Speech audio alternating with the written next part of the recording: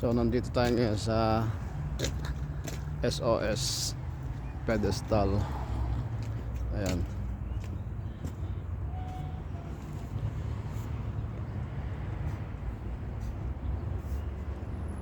Ni-splice niya yung 6 na fiber galing sa miniped. Tapos after nito pupunta tayo ng cabinet. So 3 splicing point to. Kung hindi mo chine-check yung plano nito, malilito ka kasi may isa pa palang SOS papuntang cabinet. Ayan, mapapansin nyo, nandito tayo sa sa Toyota, bilihan ng mga brand new at second hand na sasakyan. Ayan, dami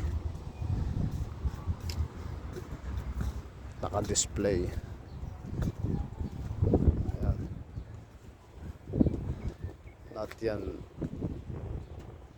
Ito parang second hand ito. Tingnan natin presyo. Ayan, 39,990 2018. Grabe, no? 39,000, halos 40,000. I-times nyo sa 35, but ano na yun, halos 1.4 million pesos. Pero ano naman yan, a finance like 5 years to pay. Silipin din natin ito isa. Ito 33,900 pero 2006 model, 2016.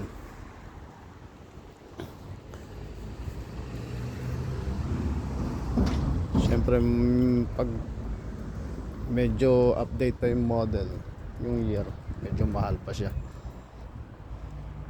Ayan, ay matapos na tayo. Fiber manage niya na.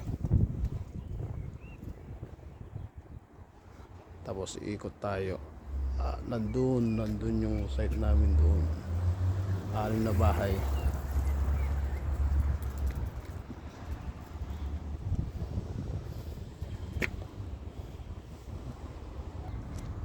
Guys, pinipicturean para sa mga photos.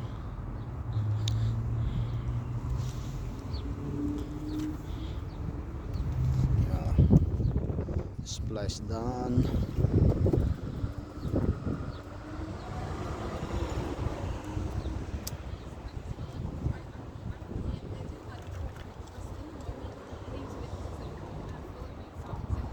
Ayan na guys, tapos na. Pupunta na siya sa cabinet. Ako naman maglalakad papunta doon sa bahay kasi ilawan natin dahil nawala na yung mga tagging para sigurado na tagos doon sa cabinet. Ito guys yung ayan, ito yung miniped na nakakonekta doon sa in-splice. Tapos ito yung project. So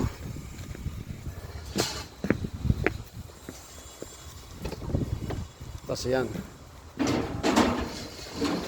ayan yung ETP. So naka-splice na rin yung dyan. Pasok tayo sa loob, punta natin yung ONT. So ayan ang ONT, ilawan natin. Ayan guys, nakailaw na. So makikita nyo na yun doon sa cabinet. Tingnan nyo yung pag-splice sa backplate. Ayan, ganyan. So dito yung nakarolyo. So ilang splicing point yan? Isa dito, isa sa miniped, isa sa malaki SOS yung malapit sa Toyota, tapos cabinet, apat na splicing point, and yung ETP pa wala sa box, so 5. So yun po mga kabayan, salamat.